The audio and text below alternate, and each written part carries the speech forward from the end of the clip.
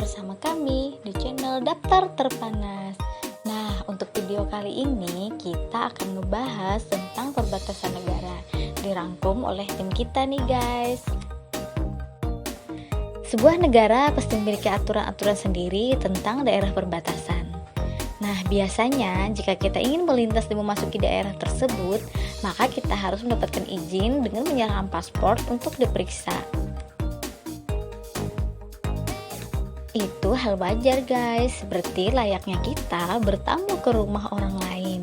Untuk memasuki rumah orang lain, kita perlu izin dari pemilik rumah tersebut, bukan?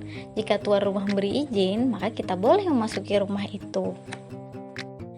Tapi nih guys, aturan perizinan satu rumah dengan rumah lainnya pasti berbeda-beda, bukan? Nah, sama halnya dengan aturan memasuki sebuah negara di daerah perbatasan pun berbeda-beda. Sebagai contoh nih guys, ada beberapa negara yang memberlakukan visa atau suatu formulir saat memasuki sebuah negara di daerah perbatasan. Di samping paspor yang harus dimiliki oleh warga negara asing. Nah, tahukah kamu apa yang membedakan perbatasan daerah satu dengan daerah lainnya? Batas daerah perbatasan biasanya dibuat dengan membuat tanda seperti pagar tembok, patuk batu, pos penjagaan, atau kawat besi berduri yang berdiri tegak hingga ratusan kilometer. Akan tetapi nih guys, di beberapa daerah perbatasan di luar negeri, batas daerah ini dibuat dengan sesuatu yang unik.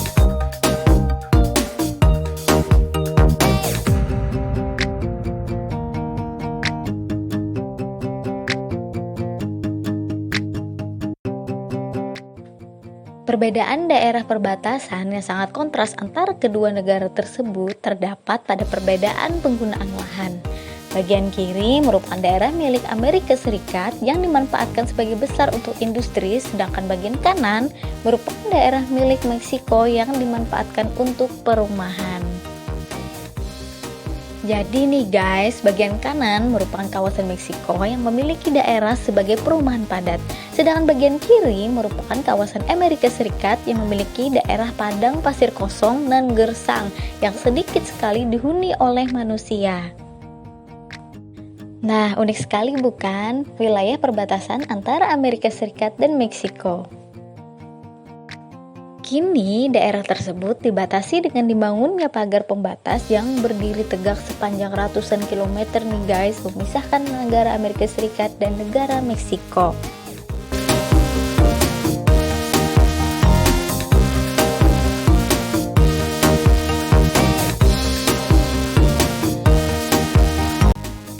Ada nih guys, sebuah kota di benua Eropa bernama kota Bali yang memiliki sebutan yang berbeda. Di wilayah Belanda, kota ini sering disebut dengan kota Bali Nassau. Di wilayah Belgia, kota ini disebut dengan Bali Hertog. Perbatasan antara negara Belanda dan negara Belgia tidak hanya dipisahkan oleh sebuah garis, namun perbatasan ini memiliki wilayah eksklave. Wilayah eksklave adalah wilayah negara yang berada di wilayah negara orang lain. Batas negara ini dapat ditemukan di kebun, pertokoan, rumah, trotoar, dan beberapa tempat lainnya. Uniknya nih guys, pada setiap rumah yang terbelah dan terdapat tanda plus berwarna putih, maka rumah tersebut akan masuk dan berada di wilayah negara Belanda atau negara Belgia berdasarkan pada letak pintu depan rumah tersebut. Terhitung, ada 26 bagian rumah yang terpisah menjadi perbatasan antara negara Belanda dan negara Belgia. Jadi, kita bisa melakukan aktivitas di dua negara berbeda hanya pada satu bangunan saja. Luar biasa bukan?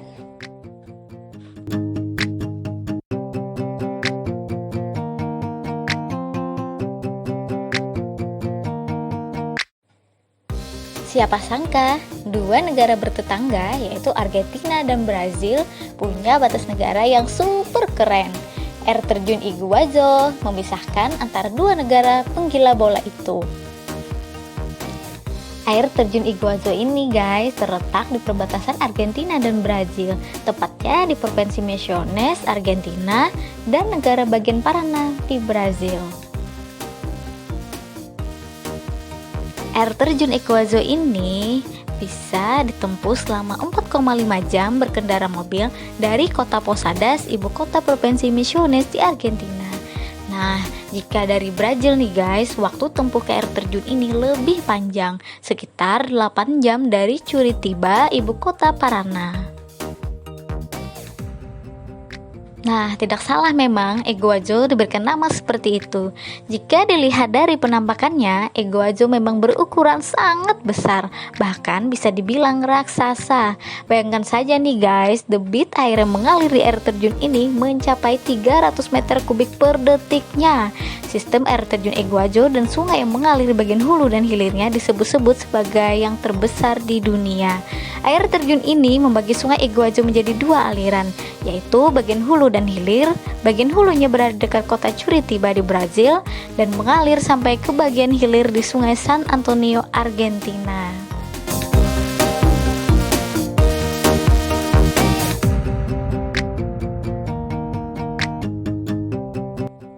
Secara resmi disebut International Boundary adalah perbatasan negara terpanjang di dunia.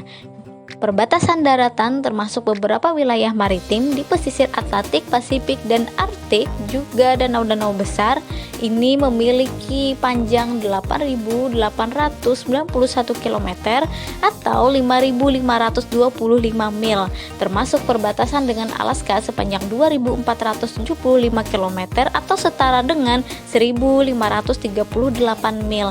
Ini merupakan satu-satunya perbatasan daratan yang dimiliki Kanada, dan sejauh ini Kanada merupakan negara terbesar yang memiliki perbatasan daratan dengan satu negara saja.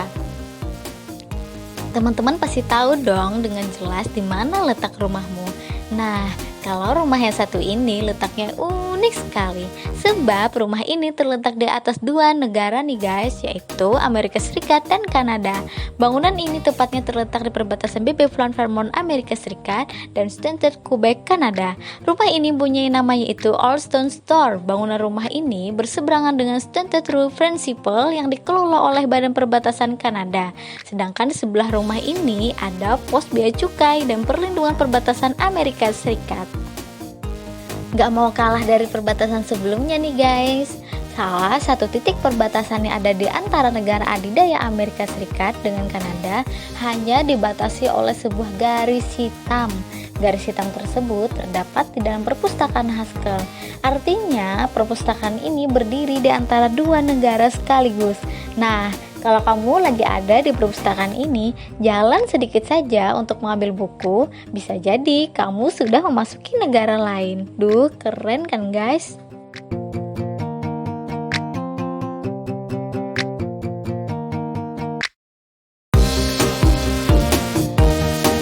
Perbedaan jam berlaku di kedua tempat ini. Big Diamond 23 jam lebih awal dibandingkan Little Diamond. Kedua pulau ini juga sering dijuluki sebagai Tomorrow Island dan Yesterday Island.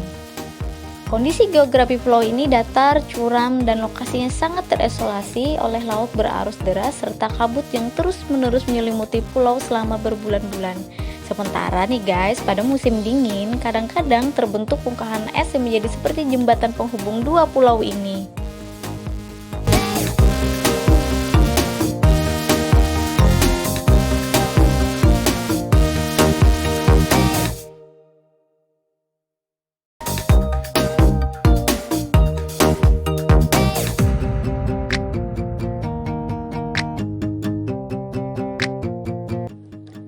Wilayah ini guys berupa pasir dan batu, tanpa adanya jalan atau penghuni tetap dan sumber daya alam lainnya.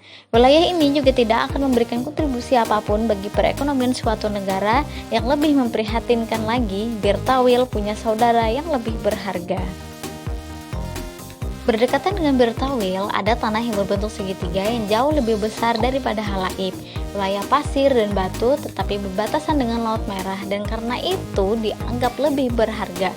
Baik Mesir dan Sudan sama-sama menginginkan Halaib, tetapi garis perbatasan dibuat di antara wilayah ini.